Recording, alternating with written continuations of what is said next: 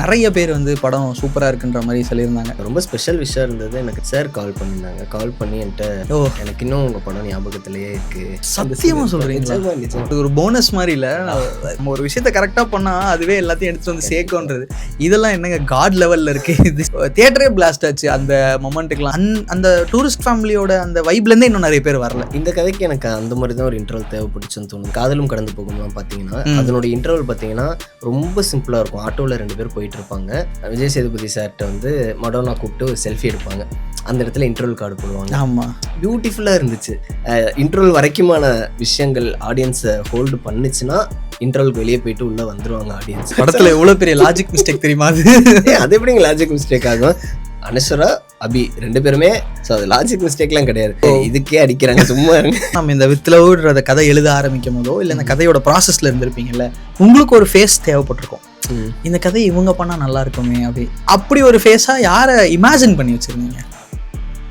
இவ்வளோ நேரம் பேசின மதனுக்கும் அனஸ்வரா போர்ஷன் பேசும்போது இருக்கிற மதனுக்கும் ஒரு பெரிய டிஃப்ரென்ஸ் தெரியுது. பயங்கரமாக என்ஜாய் பண்ணி ஒரு என்ன சொல்றது, உள்ள இருந்து ஒரு குழந்தை மாதிரி நீங்க இப்ப பேசுனீங்க. ஒரு நீங்க வேணா நீங்க வீடியோ ரிலீஸ் ஆகும்போது பாருங்க, அனஸ்வரா அப்படி. ஷான் சார் பார்த்தீங்கன்னா ஒரு டெபியூட்டண்டா ஷானோட ஒர்க் பண்றது, டெபியூட்டன்ட் அவ்வளோ கம்ஃபர்டபுளா வச்சுக்கிற ஆளா நான் ஷான் சார் வந்து பயங்கரமா பார்க்குறேன். ஒரு புது பையன் வரான், ஐயோ ஒரு பெரிய மியூசிக் டைரக்டர், இவர்கிட்ட இப்போ நம்ம என்ன கேட்கறது, இந்த பயம் நம்மள்கிட்ட போறப்ப இருக்கும். பட் ஒன்ஸ் அவர்கிட்ட உட்காந்து பேச ஆரம்பிச்சிங்கன்னா 1/2 hourல எல்லாத்தையும் மறந்துடுங்க. பாசிட்டிவ்ஸ் நிறைய இருக்கு. படத்தோட கலெக்ஷனுமே 11 கோடி 3 நாள்ல அப்படிங்கிறது வந்து, மச்சான் 500 ரூபாய் இருக்காடா ஜிபேல அனுப்பி விட்றா, 11 crores in 3 days. அதுவும் இங்கே பண்ணுது அப்படின்றப்ப ஓகே, இது 2மே நடந்துருச்சு அப்படின்றப்ப இதோட வேற என்ன வேணும்? நிறைய பேர் வந்து படம் சூப்பராக இருக்குன்ற மாதிரி சொல்லியிருந்தாங்க. உங்களுக்கு நிறைய பேர் விஷ் பண்ணியிருப்பாங்கல்ல, இந்த விஷ் எனக்கு மறக்க முடியாத ஒரு விஷ் அப்படின்னா எதை சொல்கிறீங்க? நிறைய பேர் விஷ் பண்ணாங்க. அதில் ரொம்ப ஸ்பெஷல் விஷயம் இருந்தது. எனக்கு நேற்று சசி சார் பிச்சைக்காரன் சார் கால் பண்ணியிருந்தாங்க. கால் பண்ணி என்கிட்ட படத்தை பற்றி கொஞ்சம் நேரம் பேசிட்டு மறுபடியும் அடுத்த நாளும் கால் பண்ணார். எனக்கு இன்னும் உங்கள் படம் ஞாபகத்திலேயே இருக்குது அப்படின்னு சொல்லிட்டு படத்தை பற்றி ரொம்ப நேரம் என்கிட்ட பேசினாங்க. ஸோ அது ஒரு மாதிரி ரொம்ப நேரம் பேசினார் படத்தை பற்றி. அது எனக்கு ரொம்ப சந்தோஷமாக இருந்துச்சு. ப்ளஸ் எனக்கு ரொம்ப பிடிக்கும் ஆக்சுவலி சசி சார். ஓகே, அதனால் அது ரொம்ப ஸ்பெஷலாக இருந்துச்சு. நீங்கள் சொல்லும் போதே தோணுச்சு, இதில் வந்து அவங்க போய் சேரணும் அந்த மாதிரியான இன்டென்ஷன்லாம் இல்லை. ஏன்னா அனஸ்வரா கேட்பாங்க, உங்களுக்கு ஏதாவது லவ் இருந்திருக்குமே சொல்லுங்கன்னும் போது அவர் ஸ்ட்ரெயிட்டாக இல்லைன்னுடுவார்.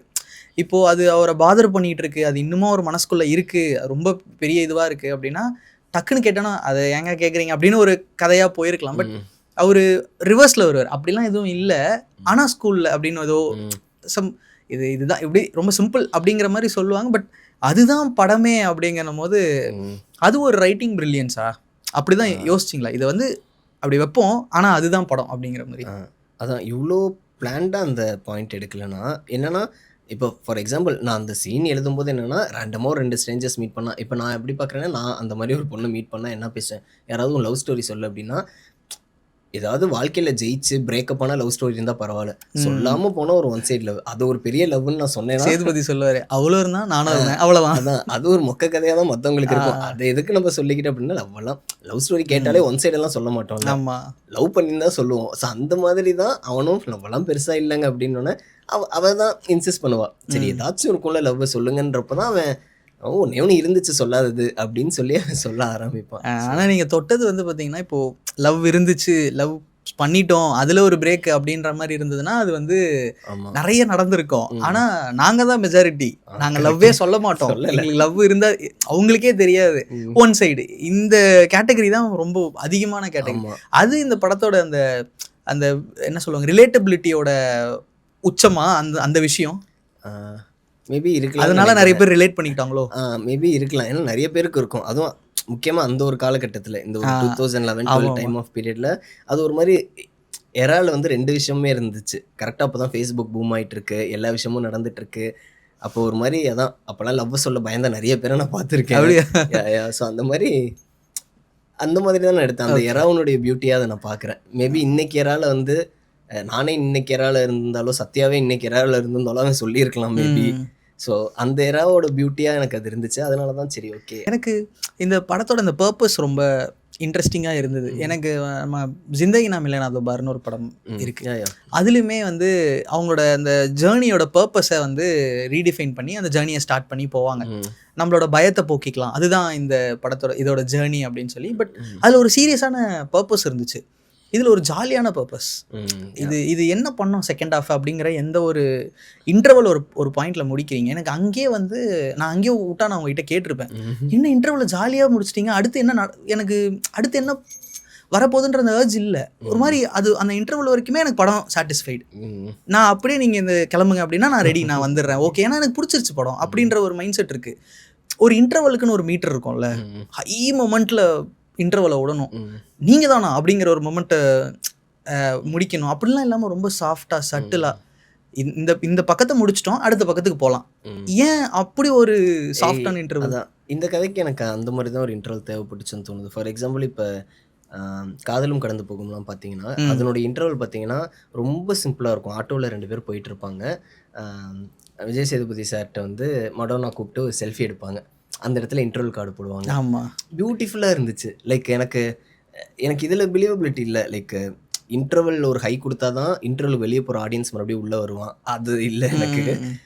இன்டர்வல் வரைக்குமான விஷயங்கள் ஆடியன்ஸை ஹோல்டு பண்ணுச்சுன்னா இன்டர்வலுக்கு வெளியே போயிட்டு உள்ளே வந்துடுவாங்க ஆடியன்ஸு. அப்படி இருக்கும்போது ஃபர்ஸ்ட் ஆஃப் ஒரு படமாகவும் கனெக்டிவிட்டி விட்டுருங்க, பட் ஸ்டில் அந்த ஹை மொமெண்ட் கொடுக்காமல் இருக்கும்போது ஃபர்ஸ்ட் ஆஃப் ஒரு படமாகவும் செகண்ட் ஆஃப் ஒரு படமாகவும் ட்ரீட் பண்ணலாமா? இது வந்து ஃபர்ஸ்ட் ஆஃப் ஒரு படமா செகண்ட் ஆஃப் ஒரு படமா இல்லைன்னு நான் எங்கே நினைக்கிறேன்னா, கதை ஆரம்பிக்கிறது ஒரு காஃபி ஷாப்பில் 2 பேருடைய கதையை சொல்கிறாங்க. அது இந்த கதையோட செகண்ட் ஆஃப்க்கு தேவை.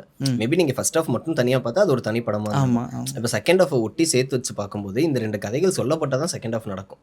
ஓகே, அப்படி இல்லைன்னா செகண்ட் ஆஃப் நடக்கிறதுக்கான வேலைகள் ரொம்ப கம்மி. ஐ மீன் தேவைப்படாது. என்ன அங்கே நடக்கும், ஷார்ட் ஃபிலிமாக மாறிட்டு இருக்கும் அதோட பர்பஸ். ஸோ அதனால இந்த கதைக்கு அது தேவைப்பட்டுச்சு. ப்ளஸ் எந்த ஒரு ஃபார்முலாக்குள்ளேயுமே நாங்கள் அடக்கிக்கணும், அதுக்குள்ளே கண்ட்ரோல் பண்ணிக்கணும்னு நாங்கள் ட்ரை பண்ணவே இல்லை.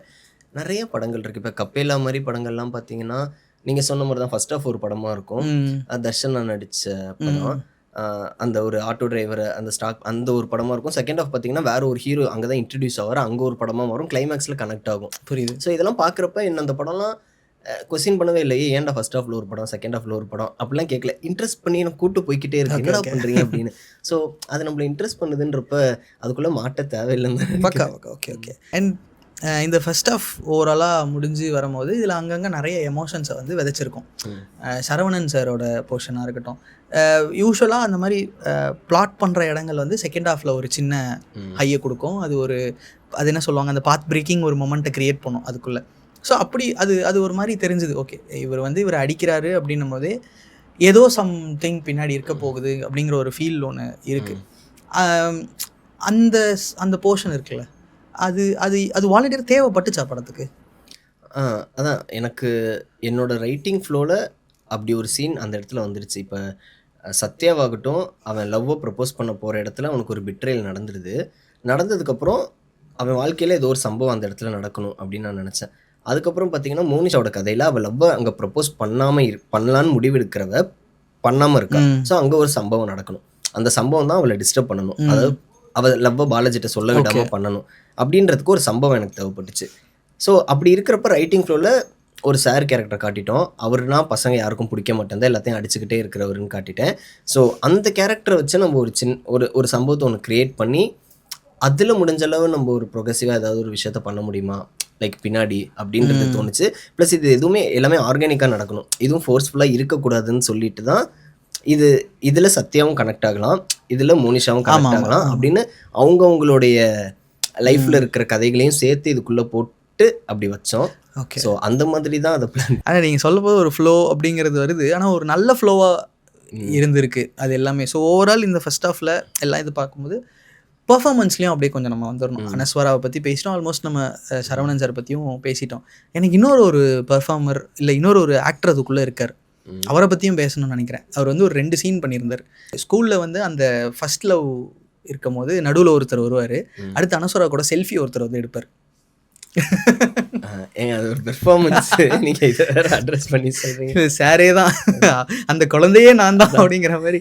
அது சும்மா டைரக்டர் டச்சா இல்லை, அது சும்மா ஒரு மாதிரி ஆசைக்கு சரி ஓகே அனஷரோட பெரிய ஃபேன்ஸ் அனஷரோட ஒரு ஸ்க்ரீன் ஸ்பேஸ் ஷேர் பண்ணிக்கலாம் அப்படின்னு. ப்ளஸ் அப்படியே அந்த போகிற ஃப்ளோவில் இன்ஃப்ளூயன்சர்னு வேற சொல்லிட்டோம். இன்ஃப்ளூயன்சர்னு ஒரு 10 பேர் ஃபோட்டோ எடுப்பாங்களே, அதில் ஒரு ஃபேனாக அப்படி வந்து ஒரு ஃபோட்டோ எடுத்துக்கலாம் அப்படின்னு அது பண்ணோம். அண்ட் ஸ்கூலில் பண்ணுறப்ப அது அங்கேருந்து லைக் எல்லாருமே கொஞ்சம் கேட்டாங்க, இங்கே பண்ணுறது தான் கரெக்டாக இருக்கும், இங்கே பண்ணுறது தான் சூப்பர் கேமியோவாக இருக்கும் அப்படின்னு சொல்லி ஒரு மாதிரி கேட்டாங்க. அதனால அங்கேயும் ஆசைக்கு பண்ணேன். சரி ஏதோ ஒன்று வச்சுக்கலாம் அப்படின்னு நினச்சேன். ரெண்டுத்தையும் அப்படியே சரி ஓகே. படத்துல எவ்வளவு பெரிய லாஜிக் மிஸ்டேக் தெரியுமா அது? அது எப்படிங்க லாஜிக் மிஸ்டேக் ஆகும்? அனஸ்வரா அபி 2 பேருமே அந்த இல்ல, ஸ்கூல்ல நான் தான் சும்மா கலாய்க்கிற மாதிரி சொன்னேன். ஸோ அது லாஜிக் மிஸ்டேக்லாம் கிடையாது. மதன்ன்ற ஒருத்தனும் அந்த ஸ்கூல்ல படிச்சிருக்கான். அவன் சென்னையில் இப்போ எங்கேயோ வேலை பார்த்துட்டு இருக்கான், அவ்வளோதான். சூப்பர். நான் என்ன நினைச்சேன், நம்ம கோவா படத்துல ஒருத்தர் வருவார்ல, அவர் நிறைய கெட்ட அந்த மாதிரி. சரி ஓகே, நான் இன்னும் எக்ஸ்பெக்ட் பண்ணேன் வேற ஒரு மொமெண்ட்ல இவங்க திருச்சி வருவாங்கல்ல, அங்கேயும் ஒரு வருவாரோ. இதுக்கே அடிக்கிறாங்க சும்மா இருங்க. ஏன் என்ன சொல்றாங்க? இல்லை சும்மா சொல்கிறேன், அடிக்கிறாங்க. இல்லை நல்லா இருந்துச்சு. நிறைய பேர் வந்து சொன்னாங்க இது இந்த டைரக்டர் அப்படின்றது அந்த ரிஜிஸ்டர் ஆக முடிஞ்சது இல்லை. ஸோ அதுதான் அதை பற்றி தெரிஞ்சுக்கணும். அதுக்கு பின்னாடி நீங்கள் நடிச்சதுக்கான அந்த ஸ்டோரியை தெரிஞ்சுக்கணும்னு நினச்சேன். அதுக்கு முன்னாடி இவ்வளோதான் ஸ்டோரி. அவ்வளோதான், சும்மா ஆசைக்கு பண்ண. ஓகே என்ன தெரிஞ்சுக்கணும்னு நினைக்கிறேன்னா, நம்ம இந்த வித் லவ்ன்ற கதை எழுத ஆரம்பிக்கும் போதோ இல்லை இந்த கதையோட ப்ராசஸில் இருந்திருப்பீங்கல்ல, உங்களுக்கு ஒரு ஃபேஸ் தேவைப்பட்டிருக்கும். இந்த கதை இவங்க பண்ணால் நல்லா இருக்குமே அப்படி. இல்லை ப்ரோன்னு தயவுசெய்து சொல்லிடாதீங்க. அப்படி ஒரு ஃபேஸாக யாரை இமேஜின் பண்ணி வச்சுருந்தீங்க? இல்லை நான் டு பி ஃப்ரேங்க் சத்யாவுக்கு நான் அப்படி எதுவும் பர்டிகுலராக யோசிக்கல. ஓகே. சத்யாவுக்கு வந்து ஒரு பையன், நான் ஸ்கூல் படிக்கும்போது நான் பார்த்த என்னோடய ஃப்ரெண்ட்ஸு, நான் வாழ்ந்த ஒரு வாழ்க்கை, இந்த மாதிரி நிறைய விஷயங்கள் இருக்கா. ஸோ அந்த மாதிரி பலரோட ஃபேஸாக தான் சத்யாவை நான் நினச்சிருந்தேன். அப்போ சத்யான்ற கேரக்டர் எழுதும்போதே என்னை சுற்றி இருக்கிற ஃப்ரெண்ட்ஸு அந்த மாதிரியான விஷயங்கள்லாம் நினச்சி தான் நான் எழுதினேன். பட் மோனிஷாக்கு எழுதும்போது அனஸ்வரா நினச்சி தான் எழுதினேன். ஓகே. அனஸ்வரா பண்ணால் நல்லாயிருக்கும்னு நினச்சி தான் மோனிஷாக்கு எழுதினேன். ஏன்னா எனக்கு அனஸ்வரா, நான் தண்ணீர் மதன் தினங்கள் பார்த்ததுலேருந்தே எனக்கு அனஸ்வரா வச்சு படம் பண்ணணும்னு ஒரு ஆசை இருந்துச்சு. ஸோ அது பயங்கர எப்படியாவது பண்ணிடணும்னு நினச்சிருந்தேன். ப்ளஸ் இந்த படத்தில் ஸ்கூல் பொண்ணை வேறு இருக்கிறனால ஈஸிலி கன்வின்ஸ்டுனா, ஸ்கூல் பொண்ணாக பிரிச்சிருக்காங்க அந்த படத்தில். ஸோ அதனால் எனக்கு அனஸ்வராவை நினச்சி எழுதினேன். எப்படியாவது அனஸ்வராட்ட கதை சொல்லணும்னு முயற்சி பண்ணோம், கதை சொன்னேன். எப்படியாவது உங்களுக்கு பிடிச்சிடணும்னு நினச்சோம், பிடிச்சிருச்சு, வந்துட்டாங்க. இல்லை எனக்கு உங்ககிட்ட இவ்வளோ நேரம் பேசின மதனுக்கும் அனஸ்வரா போர்ஷன் பேசும்போது இருக்கிற மதனுக்கும் ஒரு பெரிய டிஃப்ரென்ஸ் தெரியுது. அப்படி என்ன தெரியுது? பயங்கரமாக என்ஜாய் பண்ணி ஒரு என்ன சொல்கிறது, உள்ளேருந்து ஒரு குழந்தை மாதிரி நீங்கள் இப்போ பேசுனீங்க. ஒரு நீங்கள் வேணால் நீங்கள் வீடியோ ரிலீஸ் ஆகும்போது பாருங்க, அனஸ்வரா அப்படி அந்த ஒரு. இல்லைங்க, அனஸ்வரா வந்து செம்ம பெர்ஃபார்மர் ஆக்சுவலி. ஸோ ஆப்வியஸ்லி அனஸ்வரோட ஃபேன். லைக் நிறைய பேருக்கு தோணும்ல, இந்த ஆர்டிஸ்ட் வச்சு நம்ம பண்ணணும்னா அவங்க நம்ம கதைக்கு செம்ம ஜஸ்டிஃபிகேஷன் கொடுத்துருவாங்கன்னு. அந்த மாதிரி தான் லைக் நிறைய இதில் பெர்ஃபார்மன்ஸை நிறைய இடத்துல செம்மையாக சர்ப்ரைஸ் பண்ணியிருக்காங்க அவங்க. ஸோ அதனால எனக்கு அது அனஸ்வரோட ஒர்க் பண்ணுன்றது எனக்கு பெரிய விஷயம் இருந்துச்சு. அது நடந்துருச்சுன்றப்ப சந்தோஷமாக தானே ஆகும். இதில் இன்னொரு ஒரு ஹீரோ அப்படின்னு பார்க்குறது வந்து ஷான். ஏன்னா வந்து பிரித்து எடுத்திருக்காரு, மியூசிக்காக இருக்கட்டும், சாங்ஸாக இருக்கட்டும். ஐ திங்க் அந்த ஒரு ஸ்கூல் சாங் வந்து அது ஒரு பெரிய ப்ரொமோஷனல் ஃபேக்டராக அமைஞ்சதில்ல. அந்த அந்த அவள் பார்வை மனசு அந்த பீட் வந்து நிறைய ரீல்ஸில் நான் பார்த்தேன். லைக் ஒரு 2 சாங் நல்ல ஒரு ப்ரொமோஷன் மெட்டீரியலாக அமைஞ்சுது. இந்த ஃபேஸ் ஆஃப் வித் லவ்ன்றது வந்து அந்த 2 சாங்கை பற்றி சொல்லலாம். ஸோ ஷான் அவர்களோட ஒர்க் பண்ணுறது எப்படி ஒரு இந்த படத்துக்கான ஒரு அடுத்த எலிவேஷனுக்கு கொடுத்துச்சு உங்களுக்கு? ஷான் சார் பார்த்தீங்கன்னா, அதான் நான் லவ்வர் டூரிஸ்ட் ஃபேமிலி ஒர்க் பண்ணப்போலேருந்தே ஷான் சார் எனக்கு தெரியும். ஸோ நான் எப்படி சொல்லுவேன்னா, ஒரு டெபியூட்டண்ட்டாக ஷானோட ஒர்க் பண்ணுறது ஒரு மாதிரி சூப்பர். ஒரு மியூசிக் டைரக்டராக ஒரு டெபியூட்டண்ட் அவ்வளோ கம்ஃபர்டபுளாக வச்சுக்கிற ஆளாக நான் ஷான் சார் வந்து பயங்கரமாக பார்க்குறேன். அவர் நம்மளை ரொம்ப கம்ஃபர்டபுளாக ஆக்கி விட்டுருவார். வந்து ஐயோ ஒரு புது பையன் வரான், ஐயோ ஒரு பெரிய மியூசிக் டைரக்டர், இவர்கிட்ட இப்போ நம்ம என்ன கேட்குறது, இந்த பயம் நம்மள்கிட்ட போகிறப்ப இருக்கும். பட் ஒன்ஸ் அவர்கிட்ட உட்காந்து பேச ஆரம்பிச்சிங்கன்னா ½ hourல எல்லாத்தையும் மறந்துடுவீங்க. உங்களுக்கு டோட்டலாக எல்லாத்தையுமே மறக்க வச்சுருவார் அவர். ஸோ அதனால் நீங்கள் அந்த விஷயத்தில் வந்து ஷான் வந்து ரொம்ப சூப்பரான ஒரு மனுஷன். ஸோ அதனால் அவரோட ஒர்க் பண்ணுறது வந்து எனக்கு ஃபஸ்ட்டு மீட்டிங்கில் நீங்கள் சொன்ன மாதிரி ஒரு சின்ன பயம் இருந்துச்சு. ஐயோ சாரோட போகிறோம், அவர் பெரிய மியூசிக் டைரக்டர், நம்ம ஏதாவது ஆர்வக்கோளாறுத்தனமாக எதையாவது கேட்டு இதெல்லாம் உனக்கு தெரியுமாடா அப்படின்னு அவர் கேட்டு வரோன்ற பயம்லாம் இருந்துச்சு. இப்பெல்லாம் கிடையவே கிடையாது. நம்ம என்ன சொன்னாலும் சார் கேட்பாரு. ஒரு மாதிரி ரொம்ப கம்ஃபர்டபுளாக. இந்த சுச்சுவேஷன்ஸ்லாம் நீங்கள் கொடுத்ததா இல்லை டிஸ்கஸ் பண்ணி வந்த அந்த அவுட்கம் எல்லாமே? சாங்ஸ்லாம் சொல்றீங்களா? சாங்ஸ். ஆமா, எல்லா சாங்குமே கம்போசிங்ல நானு, ஷானு அண்ட் மோகன் லிரிசிஸ்ட் ஓகே. 3 பேரும் உட்காருவோம். உட்காந்துட்டு அப்படியே சிச்சுவேஷன் சொல்லி, அப்படியே ஒரு டியூனை கிராக் பண்ணி, அப்படியே லிரிக் எழுதி, அப்படியே லாக் பண்ணிருவோம். ஓகே. அப்படியே உட்காந்தோம்னா அன்னைக்கு அந்த சாங் முடிஞ்சுச்சு, அவ்வளோதான். ஏதாவது ஒரு பர்ட்டிகுலர் சாங் மொமெண்ட்டோ இல்லை ஏதோ ஒரு மொமெண்ட் இருந்திருக்கும்ல உள்ளுக்குள்ள, இந்த படத்துக்கான அந்த அந்த மேக்கிங் ஆஃப் சாங்ஸில் அது ஏதாவது ஷேர் பண்ண முடியுமா? இந்த சாங் டைம்லையோ இல்லை இந்த ஆர்ஆர் டைம்லையோ ஏதோ ஒன்று வித் ஷான் அந்த மியூசிக்கல் இதில் அசின் என்ன மாதிரி கேட்குறீங்க? ஒரு ஒரு லைக் உங்களுக்கே தோணலா இந்த பாட்டு நம்ம படத்துக்கு வருதா, நல்லா இருக்கே, அந்த ஒரு இது இருக்கும்ல, அப்படி கேட்குறேன். அது மாதிரினா எனக்கு இந்த அனிஷாக்கு ஒரு தீம் ஒன்று பண்ணோம். அந்த தீம் நாங்கள் கடைசியாக தான் பண்ணோம். ஸோ அந்த தீம் மட்டும் எனக்கு ஒரு மாதிரி தோணிக்கிட்டே இருந்துச்சு. இந்த அனிஷாவோட மீட்டப் சீன் ஒன்று இருக்கும்ல, சீக்வென்ஸ்ல. ஸோ பேசணும் இருங்க, அடுத்து இருக்கு இதெல்லாம். அந்த சீனில் வந்து எண்டில் ஒரு பாட்டு வரும்ல. ஸோ அந்த பாட்டை என்ன ஃபிக்ஸ் பண்ணிட்டேன்னா, ஃபர்ஸ்ட் ஆஃப்ல அனிஷாக்குன்னு ஒரு தீம் பண்ணிடலாம் சார். அந்த தீம் அப்படியே அங்கே பாட்டை ரீக்ரியேட் பண்ணலாம் சார். நான் ஐடியாவை பிடிச்சிட்டோம், பட் இன்னும் தீம் பண்ணல. ஸோ அந்த தீம் நான் ஷான் சார்ட்ட கேட்டுக்கிட்டே இருந்தேன். சார் அந்த தீம் ஒரு முஸ்லீமாக இருக்கணும் சார், ஒரு சூஃபிசம் அதில் இருக்கணும், முஸ்லீமாக இருக்கணும். ஏன் முஸ்லீம்லாம் என்னடா அப்படின்னே கேட்டுட்டு இருந்தாரு. அரபிக் அந்த ஸ்டைலில், அந்த மாதிரி ஒரு ஸ்டைலில் ஒன்று பண்ணலாம் சார் அப்படின்னு சொல்லிட்டு, அதுக்கப்புறம் தான் ஸ்டுடியோ வந்துடும் முதல்ல அப்படின்னாரு. ஸ்டுடியோ போனேன், அன்னைக்கு காலைல போட்டு காட்டினாரு, பாடி காட்டினாரு. அப்படியே சோல்டு சார், இதுதான் சார் அனிஷா தீம் அப்படின்னு சொல்லிட்டு, அது செம்ம மேஜிக்காக இருந்துச்சு. எனக்கு அந்த இடம் செம்ம சர்ப்ரைஸ் பண்ணாரு. எனக்கு ரொம்ப ஃபேவரட்டான சாங் தெரியுமா? ஷான் பாடின பாட்டு எனக்கு ரொம்ப பிடிச்சிருக்கும். காதல் இல்லையா சிரிச்சாலே காதலா. அது நான் படம் பார்க்கும்போது தான் அதை ஃபர்ஸ்ட் டைம் பார்த்தேன். அதுக்கப்புறம் போய் நான் யூடியூப்ல போய் தேடுறேன், ஆப்பிளில் போட்டு பார்த்துட்டு அதோட ஹெட்செட்டில் அதை ஒரு நல்ல ஆடியோ சிஸ்டமில் கேட்கும் போது அது ஒரு வேற ஒரு லைக் இந்த ஓட ஓட ஓட தூரம் புரியல அந்த வைப் இருக்கும்ல அந்த சாங்கு. செமையா இருக்கு இந்த பாட்டு. அப்படி என்னோட மோஸ்ட் ஃபேவரட் சாங்கு அதுதான். அது செம்ம ஃபேவரட். யாருக்கு? ஐ மீன் எங்களுக்கு. Okay okay. அது ஒரு மாதிரி சின்ன போர்ஷன்ல தான் வந்துட்டு போகுது, பட் அது ரொம்ப ஒரு மாதிரி ஃபங்கியா, ஒரு மாதிரி அந்த இடத்துக்கு தேவைப்படுற ஒரு மீட்டர்ல இருந்துச்சு. அந்த லவ்வுக்கு இது இந்த சாங் கரெக்டாக இருக்கும் அப்படிங்கிற ஒரு ஃபீல். அந்த கம்போசிங்குமே இன்ட்ரெஸ்டிங்காக தான் இருந்துச்சு. ஷான் சார்ட்ட போனோடனே எனக்கு ஜாஸ் மியூசிக் ஒரு மாதிரி ரொம்ப பிடிக்கும். ஷான் சார் வந்து ஜாஸ் வந்து முன்னாடிலாம் பண்ணியிருப்பார். இந்த வாய்மொழி பேசுவாங்க, தட்டுக்கெட்டு மனசு தானாக வெடிக்க, அந்த மாதிரி ஒரு ஜாஸ் ஃபீல் எனக்கு ரொம்ப பிடிக்கும். இந்த இடத்துல ஒரு லவ் ஃபெயிலியர் சாங்கு. ஸோ இந்த லவ் ஃபெயிலியர் வந்து இது ஒரு ஜாலி லவ் ஃபெயிலியர் தான், டீப் லவ் ஃபெயிலியர்லாம் இல்லை. அதனால இது ஒரு ஜாலி லவ் ஃபெயிலியர் அப்படின்னா ஜாஸில் வந்து லைக் தஸ் நோ கிராமர், ஒரு மாதிரி ஜாஸ் செம்மையாக பண்ணலாம். ஸோ அதனால் சார் இது ஜாஸாக போகலாம் சார் அப்படின்னா ஷான் சாரும் பயங்கர எக்ஸைட் ஆகிட்டார். அவருக்கு ஜாஸ் வந்து கை வந்த கலை. ரொம்ப நாள் ஆச்சு நானும் பண்ணி, நம்ம ஒன்று பண்ணுறோம் ஜாஸ்டில் அப்படின்னு சொல்லிட்டு தான் அந்த பாட்டை ஆரம்பித்து அந்த பாட்டுமே என்னென்னா அது ஒரு சூப் சாங்காகவும் இருக்கும், லைக் செல்ஃப் ரியலைசேஷன் சாங்காகவும் இருக்கும். அவனே புலம்புவான், அவன் மனசாட்சி வந்து கண்ணை பார்த்தா காதலா அவனே கேட்கும், உன்கிட்ட பேசுனா காதலா அப்படின்னு அவனோட மனசாட்சி அவனுக்கு எதிராகவே பேசிகிட்டு இருக்கும். ஸோ அந்த மாதிரி ஒரு ஐடியா ஒன்று கிராக் பண்ணி அப்படியே அந்த சாங் அந்த சாங் நம்ம ஃப்ரெண்டு அவன்கிட்ட புலம்பமா நம்ம டேய் கண்ணை பார்த்தா காதலா அப்படி அந்த ஒரு செல்ஃப் ரியலைசேஷன் சாங்கை தான் நினச்சி பண்ணோம். ஸோ ஓவரால் இதெல்லாமே செகண்ட் ஹாஃப் அப்படியே மூவ் ஆகும்போது செகண்ட் ஹாஃப் பயங்கரமாக ஒர்க் ஆச்சு. எனக்கு ரொம்ப ஒர்க் ஆச்சு. ஃபேமிலியாக பார்க்குறவங்களுக்கு ஒர்க் ஆகுது, யங்ஸ்டராக பார்க்குறவங்களுக்கு ஒர்க் ஆகுது. லைக் ஆல் கேட்டகரிக்கே அந்த செகண்ட் ஹாஃப் ரொம்ப டிமாண்டிங்காக இருந்துச்சு. ஸோ ஃபர்ஸ்ட் ஹாஃப் ஒரு மாதிரி அழகாக முடிச்சிட்டிங்க. என்னவா இருக்கும், என்ன தான் இருக்குது பார்ப்போம் செகண்ட் ஹாஃபில் அப்படின்ற ஒரு ஃபீலில் தான் போகிறோம். ஏன்னா என்ன நடக்க போகுது, ஐயோ இவங்க 2 பேர் சேருவாங்களா, எந்த ஒரு ஹை இதுவும் இல்லை. அப்படியே போய் உட்காரும் போது அழகாக மெல்லமாக ஒரு எடுத்தோடனே ஒரு ஹார்ட் ஹிட்டிங் சீன் இல்லை, அப்படியே மெல்லமாக எடுத்துகிட்டு போய் ஒரு சரவணன் சாரோட சீன் ஒன்று வருது. அது ஒரு பயங்கரமான சீன். நம்ம அது வரைக்கும் போவோம். இந்த மெல்லமாக எடுத்துகிட்டு போகிறது ஒன்று இருக்குல்ல, டூரிஸ்ட் ஃபேமிலியில் வர அந்த அப்பாவும் பையனும் வராங்க, நம்ம அப்படியே மெயின்டைன் பண்ணியும் அதில் அப்பா வர்றது அதான் நாங்கள் டிஸ்கஸ் பண்ணும்போதே நான் அப்படியே எல்லாம் பேசிகிட்டு இருக்கும்போது சும்மா ஜாலியாக ஒரு நாள் பேசினோம், சாரை கேமியோ கூப்பிடலாமா அப்படின்னு சொல்லிட்டு. உடனே சூப்பர் கூப்பிடலாம், எல்லாரையும் கூப்பிட்டுலாமா, அந்த ட்ரெயினில் மொத்த ஃபேமிலியே போகிற மாதிரி பண்ணலாம்லாம் ஃபஸ்ட்டு யோசித்தோம். பண்ணி அதில் ஒரு சீன் மாதிரிலாம் ஒன்று க்ரியேட் பண்ணோம். அதுக்கப்புறம் இல்லை வேணாம் இது சிம்பிளாகவே ஒன்று பண்ணலாம், சாரை மட்டும் வச்சு பண்ணலாம் அப்படின்னு சொல்லிட்டு சார்கிட்ட கேட்டோம். சாருமே ரொம்ப இன்ட்ரெஸ்டடாக இருந்து பண்ணலாம் அப்படின்னாரு. பட் என்னென்னா அந்த சீன் ஷூட் அதில் பையன் கிடையாது, பையன் வைக்கல, சார் மட்டும் தான் மைண்டில் வச்சுருந்தோம். அன்னைக்கு நாங்கள் அந்த ஃப்ளோரில் ஷூட் பண்ணிகிட்டு இருக்கோம் ஒரு செட்டில். அங்கே பக்கத்தில் இருக்கிற ஒரு ஸ்டுடியோவில் அவன் ஷூட் பண்ணிகிட்டு இருக்கான். பிளான்ட் இல்லையா? அந்த குட்டி பையன் பிளான்ட் கிடையாது. அப்படியா?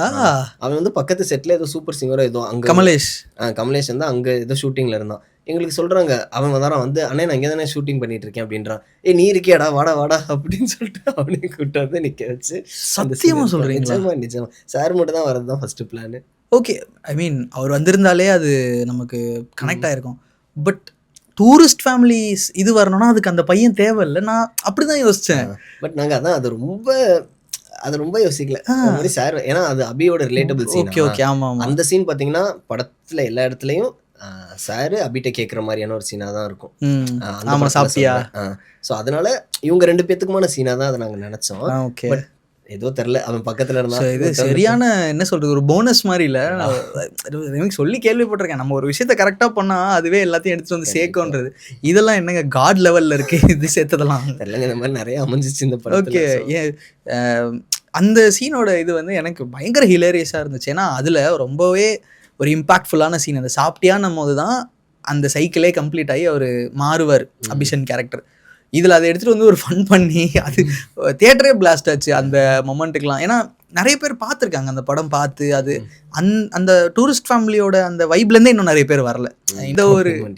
எந்த ஒரு எக்ஸ்பெக்டேஷனும் இல்லை. அடுத்து என்ன சீன் வரப்போகுதுன்னு எங்களுக்கு தெரியாதுன்னா யோசிக்கல. அப்படியே இங்கே உட்காருவோம், உட்காந்து போவோம், ஒரு ரைடு போவோம். இதுதான் இப்படி தான் எழுதுனீங்களா? ஆமாம், நான் எழுதும்போதே அப்படி தான். எனக்கும் அடுத்த சீன் என்னன்னு தெரியாது எழுதும்போது. அப்படியே ஒரு ரைட்டிங் ஃப்ளோவில் எங்கே கூட்டு போதோ அப்படியே தான் எழுதுவேன். இந்த ஃப்ளோன்னு ஒன்று அடிக்கடி நம்ம யூஸ் பண்ணுறோம். சீரியஸாக அது யோசிச்சு அதுக்கு ஒரு ரைட்டிங் அப்படின்ற ஒரு ப்ராசஸ் ஒன்று பெருசாக இருக்குல்ல. எப்படி அது ஃப்ளோவில் அது அழகாக உட்காருதா? இப்படி இப்போ எழுதிட்டே இருக்கும்போது டக்குன்னு இப்படி ஒன்று சீன் வச்சா எப்படி இருக்கும்? அப்படி வந்துருமா? தெரில, என்னோட ஸ்டைல் அப்படி தான். நான் அப்படி தான் எழுதுனேன். எழுதிட்டு படித்து பார்க்கும்போது எங்கேயாவது தவறுகள் எழுதுவீங்க ஒரு சீனை டைப் ஐ மீன் அதான் டைப் பண்ணுவீங்க. ஒரு சீனை வந்து நம்ம யோசிச்சுட்டு இல்லை அப்படியே ஃபஸ்ட் சீன்னா அப்படியே ஓகே ஐடியாவாக தெரியும் இப்படி ஒரு கேரக்டர் இன்ட்ரடியூஸ் பண்ணணுன்னு அப்படியே டைப் பண்ணுவேன். அந்த ஃப்ளோவில் திடீர்னு ஒரு கேரக்டர் வந்து அதுவாக விழுகும். ஸோ அந்த கேரக்டர் அப்படியே ஆட் ஆகும். இப்போ மோனிஷாக்கு எழுதும்போதெல்லாம் வினு சந்தியாலாம் அப்படி தான் ஒரு ரைட்டிங் ஃப்ளோவில் தான் அப்படியே சும்மா வந்தாங்க. கூட 2 ஃப்ரெண்ட்ஸு இப்படி அந்த 2 ஃப்ரெண்ட்ஸுன்னு வந்ததுக்கப்புறம் எனக்கு ஹாஸ்டலில் ஒரு சீன் தானே வந்துச்சு. ஓகே இப்போ ஹாஸ்டலில் உட்காந்து பேசிகிட்டு இருக்காங்க. அப்படியே போகிறப்போ ஓகே அவளுக்கு ஒரு பாய் ஃப்ரெண்டு, இது எல்லாமே நான் முன்னாடியே ஃபிக்ஸ் பண்ணிக்கல. வினுன்னு ஒரு பொண்ணு வேணும், சந்தியான்னு ஒரு பொண்ணு வேணும். மோனிஷா மட்டும் தான் மைண்டில் இருந்தா. அவளை பற்றி எழுதும்போது இந்த கேரக்டர்ஸ்லாம் கூட வந்து அதை பேலன்ஸ் பண்ணுற மாதிரியான இது பின்னாடியே வந்துடுது. அது வந்துடுது. ஓகே. ஸோ தெரில, இந்த படத்துக்கு அப்படி நடந்துருச்சு. இதே மறுபடியும் நடந்தால் நல்லா இருக்கும். இல்லை அது ரொம்ப நல்லா நடந்திருக்கு அந்த ஃப்ளோ. அதனால தான் நான் திருப்பி ப்ரோ உண்மையிலே சொல்கிறீங்களா இல்லை இன்டர்வியூக்காக வந்து ஃப்ளோ அதை சொல்ல வேணாம் நம்ம ப்ராசஸ் அப்படின்றதுக்காக அதை அவாய்ட் பண்ணுறீங்களா? என்னோட ப்ராசஸ். Okay super. ஓவரால் நம்ம நிறைய பேசியிருப்போம். ஆல்மோஸ்ட் அந்த முடிக்கிற தருவாய் தான். பாசிட்டிவ்ஸ் நிறைய இருக்குது. படத்தோட கலெக்ஷனுமே 11 கோடி 3 நாளில் அப்படிங்கிறது வந்து ஒரு மீமும் ஒன்று பார்த்தேன். அபிஷனுக்கு போட்டிருந்தாங்க. மேபி அது உங்களுக்குமே ரெசனேட் ஆகும் அந்த மீம். மச்சான் 500 ரூபாய் இருக்காடா, ஜிபேல அனுப்பி விட்றா, 11 crores in 3 days. நம்ம அம்மா முத்து சூர்யா தான், எங்கள் ஃப்ரெண்டு தான். ஹாப்பி எண்டிங் படத்தோட டைரக்டர் தான். ஓகே. அவர் தான் போட்டிருப்பாரு. நாங்கள் எல்லாமே ஃப்ரெண்ட்ஸ் தான். ஃப்ரம் 500 ரூபாய் கொடுடா டு 11 days. அது இதெல்லாம் வந்து ஒரு ட்ரீம் ஜேர்னி தான். ஸோ இந்த இது எப்படி இருக்குது இந்த டிரான்சிஷன் உங்களோட? நம்ம படத்தில் பேசுவோம்ல லைஃப் ஆர்க், இந்த ஆர்க் எப்படி இருக்குது? தெரியல, கலெக்ஷன் வந்திருக்கு. இன்னும் நான் எதையுமே இன்னும் ப்ராசஸ் பண்ணுற இடத்துல இல்லை. இப்போ தான் மக்கள் பார்த்துட்ருக்காங்க, படம் ஒன்று பண்ணிகிட்ருக்கு. அண்டு என்ன ஒரு விஷயம்னா சந்தோஷமாக இருக்குது ஆக்சுவலி. ஏன்னா ஒரு படம் மக்களுக்கு பிடிச்சிருக்கு அப்படின்றது தான் ஒரு ஃபில்ம் மேக்கருக்கான முக்கியமான ஒரு மொமெண்ட்டு.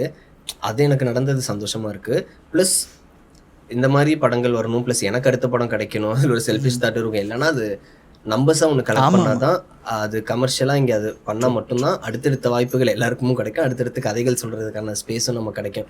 ஸோ அதுவும் இங்கே பண்ணுது அப்படின்றப்ப ஓகே இது 2மே நடந்துருச்சு அப்படின்றப்ப இதோட வேறு என்ன வேணும், ஜாலி தான். அப்படி அப்பா அம்மா என்ன சொல்கிறாங்க? அன்றைக்கி பார்த்தோம் ப்ரெஸ் மீட்டில் வந்திருந்தாங்க அழகாக, நடுவில் சென்டரில் உட்காந்துருந்தாங்க 2 பேரும். அப்பா அம்மா ஜாலி தான். ஒரு மாதிரி அதான் சினிமான்னு சுற்றிட்டு இருக்கான், என்னத்த பண்ண போகிறான் அப்படின்ற பயம் ஆரம்பத்துலேருந்தே இருந்திருக்கும்னு நினைக்கிறேன் அவங்களுக்கு. ஸோ அதுக்கப்புறம் பண்ணோன்னா பரவாயில்லடா நம்ம பண்ணிட்டான்டா அப்படின்ற படம் பார்த்துட்டு என்ன சொன்னாங்க? படம் பார்த்துட்டு அவங்க திருச்சியில் பார்த்தாங்க படம். ஓகே. பார்த்துட்டு அவங்க ரொம்ப பிடிச்சிருக்குன்னாங்க. லைக் அதான் எல்லாத்துக்குமே ரொம்ப பிடிச்சிருக்கு படம். எனக்கு அது ஜாலியாக தான் இருக்கு. அண்ட் இப்போ படம் ஆல்மோஸ்ட் செமையாக போயிட்டுருக்கு, எல்லாமே இதாகிட்டுருக்கு. அடுத்து என்ன ப்ராசஸில் இருக்கீங்க? அடுத்து ஏதாவது ஐடியா உதிச்சிருச்சா இல்லை ஆல்ரெடி இருந்த ஐடியா எதுவும்? அதான் ஒரு ஐடியாஸாக க்ராக் பண்ணியிருக்கேன். அதை நான் அடுத்து எழுத ஆரம்பிக்கணும். அந்த ஸ்பேஸில் தான் இருக்கேன். பட் என்ன இந்த ப்ராசஸ் இன்னும் முடியலையா? ஸோ இதிலிருந்து வெளியே வந்து ஒரு 2 நாள் நல்லா தூங்கி எழுந்திரிச்சிட்டு அப்புறம் தான் எடுத்து லேப்டாப் ஓப்பன் பண்ணி என்ன பண்ணணும் அப்படின்னு சொல்லி யோசிக்கணும். பட் ஐடியாஸாக லைக் ஜென்ரேட் பண்ணிட்டேன். ஸோ அடுத்து எழுதுகிற ஸ்பேஸில் தான் இருக்கேன். ஓகே, சீக்கிரமாகவே எழுதிட்டு. ஏன்னா படத்துலையும் நீங்கள் ஒரு 2 சீன் வரீங்களா? என்ன எக்ஸ்பெக்ட் பண்ணுறதுல அதான் கேட்டேன். அடுத்து எதுவும் நீங்களும் அபிஷன் மாதிரி நடிக்கிறதுக்கு ரெடியா? அபிலாம் பயங்கரமா வந்து நடிச்சாரு டூரிஸ்ட் ஃபேமிலியில. நான் சும்மா பைனாப்பிள கொடுத்துட்டு போனேன். அது எங்க இல்லை கேட்டேன் சும்மா ஜஸ்ட் நாலு பின்ன. ஏன்னா நான் இந்த போடுவாங்கல்ல, இப்போ நீங்கள் ஒருவேளை நடிக்கிறேன் அப்படின்னு வந்ததுக்கப்புறம் இந்த இன்டர்வியூ கட் பண்ணி போட்டுக்கோங்களேன், அது எனக்கு ஒரு ப்ரொமோஷனாக இருக்குமேன்னு தான் கேட்டுக்கிட்டேன். அது நடக்கவே நடக்காது. நீங்களே இதை கட் பண்ணிடுங்க. ஏன்னா அதுக்கான வாய்ப்புகள் கம்மி. Done done. அண்டு எங்களுக்கு ரொம்ப பிடிச்சிருந்துச்சு ப்ரோ. நான் வந்து உங்ககிட்ட நான் வேணா முடிச்சுட்டு வேணா காட்டுறேன். எங்களோட குரூப் ஒன்று இருக்கும், அசைன்மெண்ட் குரூப்ன்ட்டு. அதில் வந்து இன்னைக்கு இந்த ஷூட் இருக்குது, இவர் வரப்போகிறாங்க அப்படின்ற மாதிரி போடுவாங்க. மதிக்கவே மாட்டாங்க. எந்த இது போட்டாலுமே குரூப் இருக்குது, அதோ இங்கே நின்றுட்டு இருக்கான் பாருங்க, இவன் வந்து மதிக்கவே மாட்டான். இன்ஃபேக்ட் நான் அடுத்த நாள் வந்து சொல்லணும், தப்பி அது குரூப் போட்டேன்டா பாத்தியாடா? அண்ணா நான் பார்க்கல, நான் அந்த பார்த்துட்றேண்ணா, அதான் ஓகேண்ணா அப்படின்வான். ஆனால் நேற்று நான் போட்டதுலேருந்து அதுக்கு எத்தனை பேர் ரியாக்ட் பண்ணாங்க தெரியுமா? அந்த ஹார்ட் போட்டு ரியாக்ட் பண்ணுது. அங்கேயே கீழே அந்த அசைன்மெண்ட் குரூப்பில் மெசேஜ் போடுறான், நேற்று நான் பார்த்தேன் மஜா படம் நான் அப்படின்றான். அப்போ தான் பார்த்துட்டு இப்போ இங்கே நாங்கள் சாப்பிட்டுட்டு இருக்கும் போது கூட வராரா, இங்கே வராரா அப்படின்னு. ஆமாம் வராங்க அப்படின்னு எல்லாருமே ஒரு செகண்ட் எல்லாம் படத்தை பற்றி பேச ஆரம்பிச்சிட்டோம். அந்த சீன் இருக்குல்ல, இந்த சீன் இருக்குல்லன்ட்டு ஒரு பெரிய கான்வர்சேஷனே ஆச்சு. ரொம்ப நாள் ஆச்சு ஒரு படத்தை பற்றி சாப்பிட்டுட்டு இருக்கும் போதோ இல்லை சும்மா அப்படியே ஒரு இதுவாக இருக்கும்போது ஃப்ரெண்ட்ஸோடு இருக்கும் போது அந்த சீனில் வர டைலாகோ எதையோ ஒன்று சொல்லி பேசி ரொம்ப நாள் ஆச்சு. அது இந்த படம் கொடுத்துருக்குன்னா பயங்கரமாக எங்களை ரிலேட் பண்ணியிருக்கு அப்படின்னு. ஸோ நாங்கள் எல்லாருமே ரொம்ப ஹாப்பியாக ஃபீல் பண்ணுறோம். நீங்கள் வந்து ஆக்சுவலி செம்ம ஜாலியாக தான் இருக்குது. அதான் இந்த மாதிரி விஷயங்கள் தான் நம்மளை ஹையாக்குது. ஒரு சூப்பர் காம்ப்ளிமெண்ட்டாக எடுத்துக்கிறேன். கண்டிப்பாக அது நாங்கள் தேங்க்ஸ் சொல்லணும். ஏன்னா வந்து நான் உங்களை அப்ரோச் பண்ணி வாங்க ப்ரோ நம்ம பேசலாம், நிறைய விஷயங்கள் இருக்குது அப்படின்னு நான் கேட்கும் போது நீங்கள் எந்த சேனல் என்ன ஏது எதுவுமே கேட்கலாமா ப்ரோ, நான் வரேன் அப்படின்னு சொல்லி இதோ வந்து முடிச்சிட்டீங்க அப்படின்னும் போது நிறைய பேசலாம் ப்ரோ. படத்தை பற்றி பேசதானே இருக்கும். ஆமாம், ரொம்ப ரொம்ப தேங்க்ஸ். அண்ட் சிலரோட வெற்றி வந்து நமக்கு ஒரு மோட்டிவேஷன் கொடுக்கும், சிலரோட வெற்றி வந்து பர்சனல் வின் மாதிரி தோணும். இது ரெண்டுமே உங்களோட சக்ஸஸ் பார்க்கும்போது எங்களுக்கு ஃபீல் ஆகுது. கண்டிப்பாக அடுத்தடுத்த படங்களுக்கு நாங்கள் பயங்கரமாக வெயிட் பண்ணிட்டு இருக்கோம். Thank you so much. Thank you with love. With love.